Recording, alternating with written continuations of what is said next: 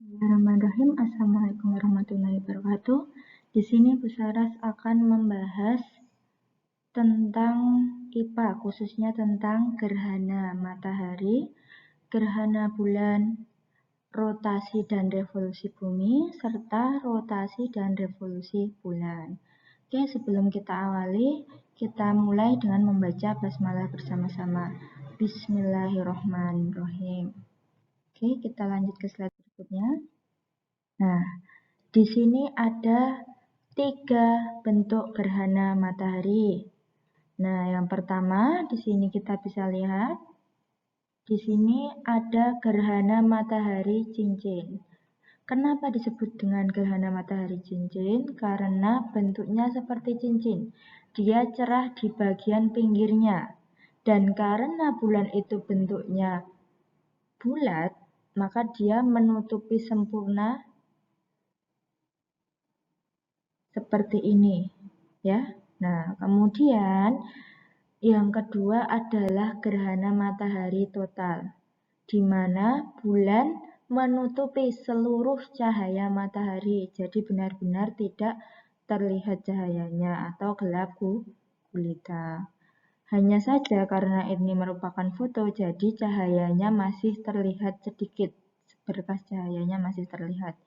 Kemudian yang terakhir adalah gerhana matahari sebagian. Kenapa sebagian? Karena bulan hanya menutupi sebagian dari cahaya matahari yang menuju ke bumi. Nah, sebenarnya gerhana matahari itu tidak hanya 3 bentuk, tapi ada satu lagi yang namanya gerhana matahari hibrida. Hanya saja untuk tingkat SD kita hanya perlu membahas 3 bentuk gerhana matahari ini. Oke, mari kita mulai. Nah, posisi gerhana matahari. Kalian sudah tahu gerhana matahari itu merupakan salah satu fenomena alam yang langka. Karena tidak setiap saat terjadi dan tidak periodik ya. Tergantung dari perputaran dari bulan itu sendiri. Kemiringan bulan dalam mengitari bumi dalam berevolusi. Seperti itu. Nah, di sini posisi gerhana matahari ini bisa menentukan bentuk gerhana yang terjadi. Gerhana itu apa sih? Gerhana itu di mana cahaya matahari tertutup oleh benda seperti bulan. Itu namanya gerhana matahari ya. Nah, ini bisa dilihat di sebelah kiri ya. Di sini ada matahari, sun, kemudian moon itu bulan, kemudian ini ada bumi atau earth ya. Di sini bulan kan memutari bumi ya, berevolusi mengelilingi bumi. Nah, karena lintasannya itu tidak ajak, maka suatu ketika dia bisa menutupi cahaya matahari yang datang ke bumi. Maka terjadilah penghalangan seperti ini. Nah, ketika ada proses penghalangan di mana matahari, bulan, dan bumi berada di garis lurus, maka terjadilah gerhana matahari. Baik gerhana matahari total, cincin, maupun sebagian. Di sini terdapat area berwarna hitam sekali yang disebut dengan umbra. Umbra adalah daerah di mana di sana tidak ada cahaya sama sekali karena tertutup. Itu namanya daerah umbra. Berbeda dengan penumbra. Penumbra itu di sana abunya agak samar. Kenapa? Karena di sana masih ada sebagian cahaya matahari yang masuk ke dalam bumi. Nah, untuk bagian umbra, ketika kita berada di posisi daerah umbra, otomatis kita nanti akan mendapatkan bahwa matahari mengalami gerhana matahari total. Kemudian ketika kita bergeser di daerah penumbra, di sekeliling umbra ini, maka kita akan mendapati matahari mengalami gerhana matahari sebagian. Seperti itu. Nah, kemudian bagaimana terjadinya gerhana matahari cincin? Itu perbedaannya pada letak si bulan. Ketika letak bulan itu dekat dengan bumi, maka otomatis dia akan menutupi seluruh cahaya. Seperti kita ketika sedang mengamati benda. Ketika benda itu misalnya ini diibaratkan bulan ya, ini diibaratkan bulan. Nah, kemudian mataharinya itu di depan. Ketika bulan itu dekat dengan pusara yang dianggap bumi, maka dia akan menutupi seluruh layar yang ada di depan pusara ya. Nah, itu maka akan terjadi gerhana matahari total. Tapi ketika jarak bulan itu lebih dekat ke matahari atau otomatis jauh dari bumi, maka nanti yang terlihat adalah sebagiannya atau sekelilingnya, cahaya pinggirannya yang akan membentuk ring atau cincin. Maka disebut dengan gerhana matahari cincin. Seperti itu. Nanti penampakannya seperti ini, terlihat jelas ya. Di sini dia jaraknya jauh di sini ketimbang ini. Ini dia hanya membentuk satu garis, di sini dia dua garis ini. Terlihat ya? Nah, karena dia jauh, maka garisnya akan menyilang jauh seperti ini. Oke. Kemudian lanjut. Gerhana bulan. Oke. Gerhana bulan itu juga ada 3. Yang pertama adalah gerhana bulan total. Itu ketika bulan benar-benar tidak mendapatkan cahaya matahari akibat tertutup oleh bumi. Kemudian gerhana bulan sebagian, dan yang terakhir adalah gerhana bulan penumbra.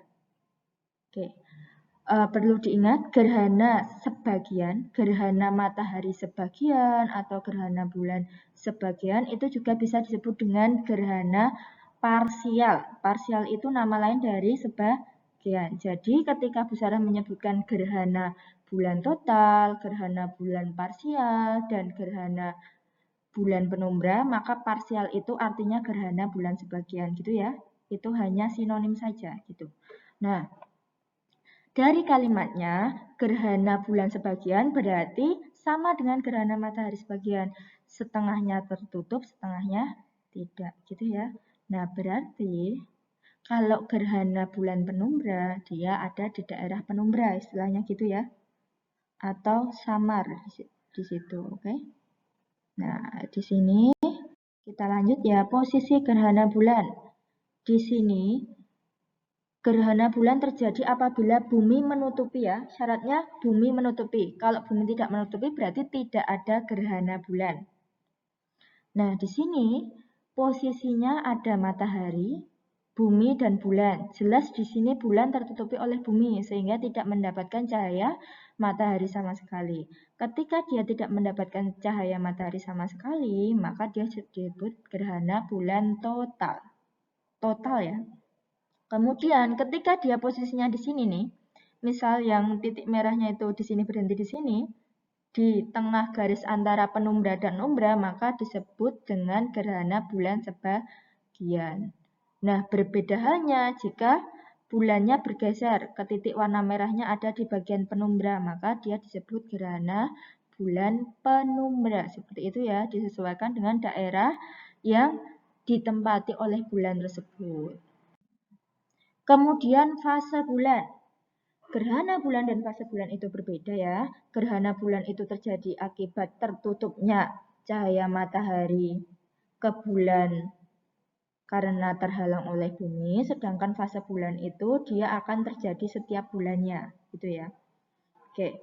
Kenapa terjadi fase bulan? Karena lintasan dari si bulan mengorbit ke bumi itu dia miring. Miring berapa ini? 5 derajat. Nah, dia itu melintasi bumi miring seperti ini. Jadi tidak setiap saat ketika dia berputar, dia bisa menutupi bumi ketika di sini atau tertutupi bumi karena dia terkadang lintasannya miring seperti ini. Ketika dia miring seperti ini, maka dia tidak akan menutupi bumi. Maka terjadilah namanya fase bulan. Fase bulan itu terjadi periodik atau setiap waktu, berbeda dengan gerhana bulan. Kalau gerhana bulan, dia terjadinya disesuaikan dengan posisi lintasan si bulan. Ketika dia menutupi bumi atau tertutupi bumi, maka baru terjadilah gerhana.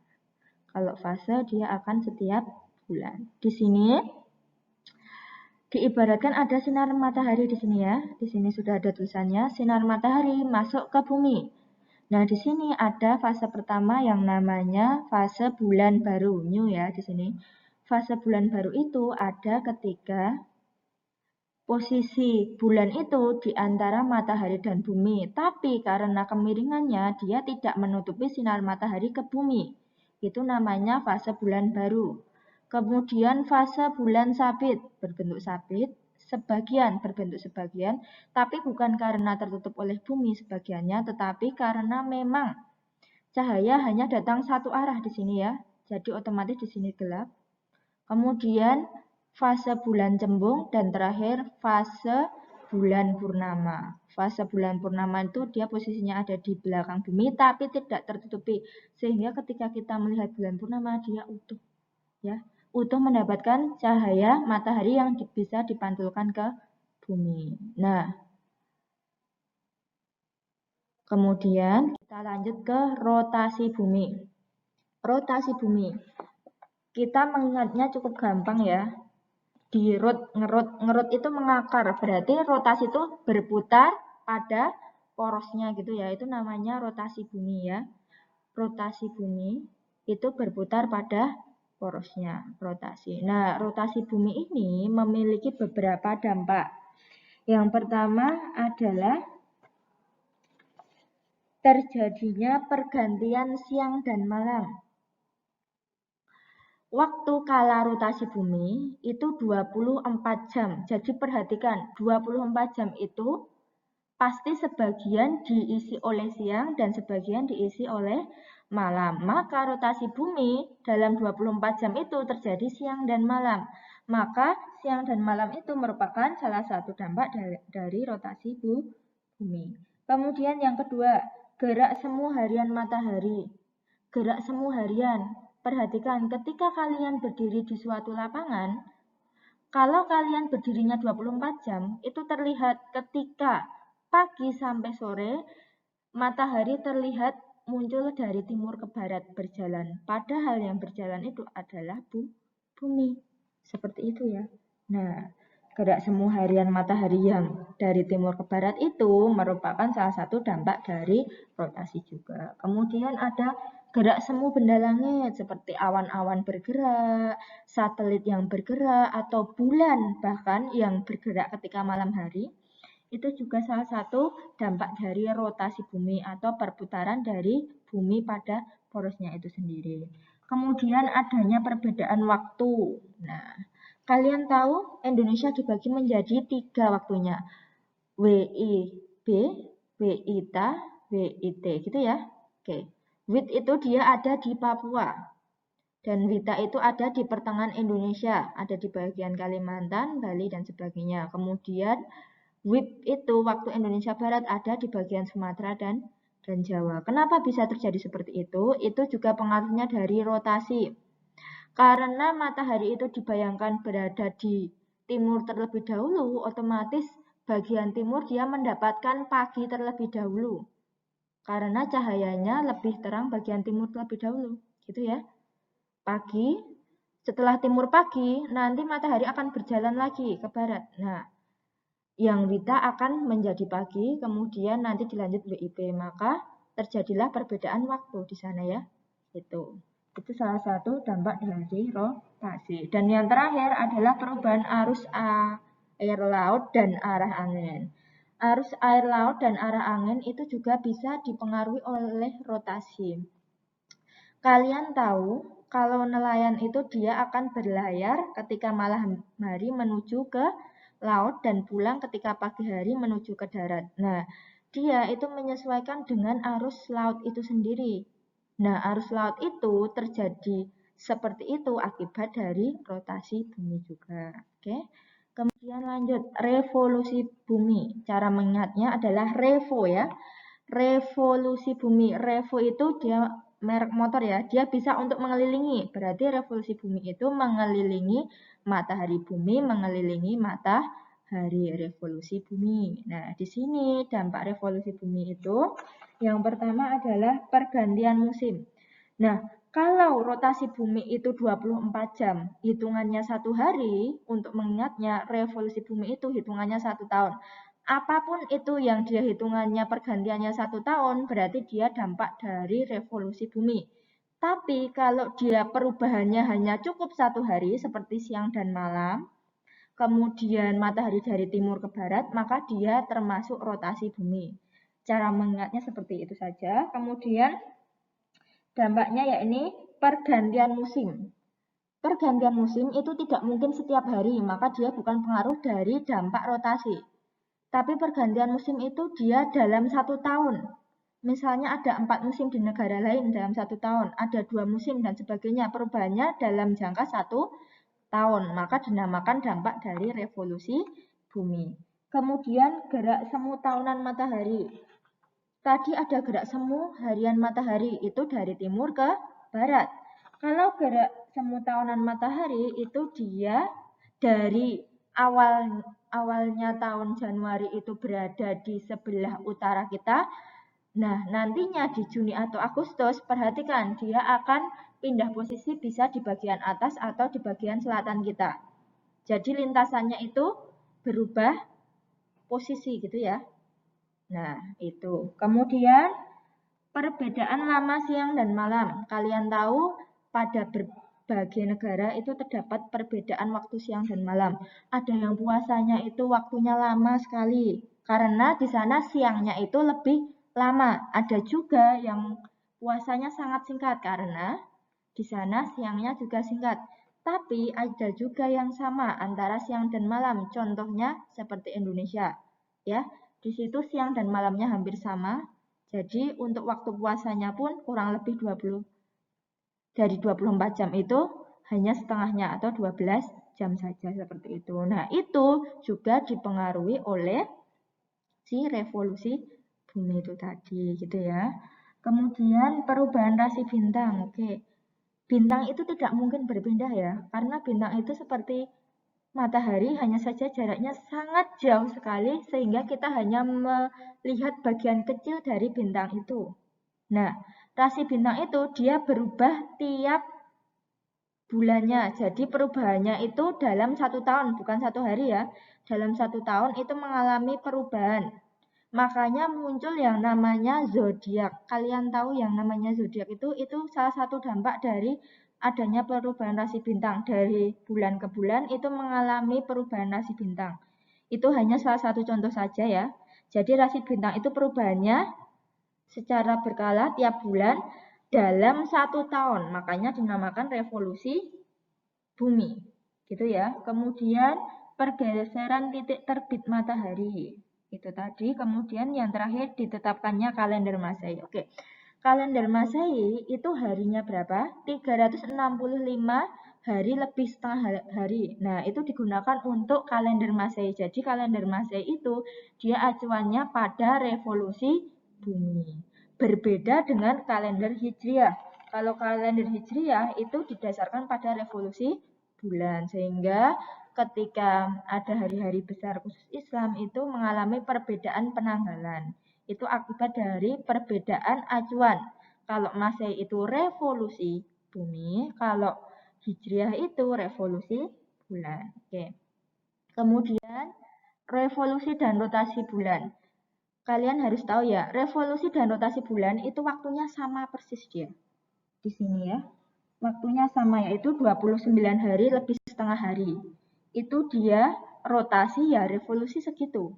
Kalau kita kan beda, rotasinya 24 jam, revolusinya 365 hari setengah hari itu tadi. Nah, akibat dari kala rotasi dan revolusi bulan yang sama, maka permukaan bulan yang terlihat setiap malam itu pasti sama, bagian mukanya aja. Kita nggak tahu bagian belakang dari si bulan. Karena rotasi dan revolusi yang sama kala waktunya. Jadi kita hanya lihat mukanya aja. Sebenarnya bagian belakang bulan itu apa sih? Tetap nggak bisa kelihatan. Karena apa? Rotasi dan revolusinya itu waktunya sama. Gitu ya. Nah, kemudian revolusi bulan sendiri itu memiliki beberapa dampak. Yang pertama fase bulan. Gara-gara si bulan itu berkeliling mengelilingi bumi, maka terjadilah tadi itu fase bulan ya.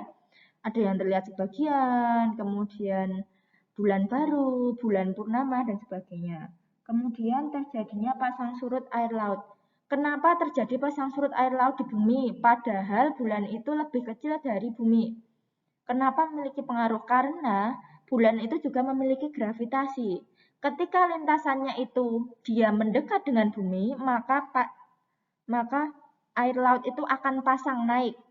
Karena air laut itu tertarik oleh gravitasi bulan, maka dia ke atas, agak ke atas, maka disebut dengan pasang. Nah, kemudian kalau misalnya si bulan itu jauh dari bumi, otomatis gravitasi dari magnetnya dari si bulan itu kan berkurang ya, maka terjadilah surut. Nah, maka bulan itu juga mempengaruhi pasang surut dari air laut di bumi. Kemudian yang ketiga terjadinya gerhana matahari dan gerhana bulan. Ya, karena si bulan itu muter-muter, maka dia menyebabkan gerhana matahari dan gerhana bulan itu tadi. Kalau dia cuma diam aja nggak mungkin terjadi gerhana, karena gerhana itu dipengaruhi oleh bulan itu sendiri juga, baik bulannya menutupi bumi dari cahaya matahari maupun bulannya ditutupi oleh bumi untuk mendapatkan cahaya matahari. Kemudian yang terakhir ditetapkannya kalender hijriah tadi, sudah ya. Nah, itu. Oke,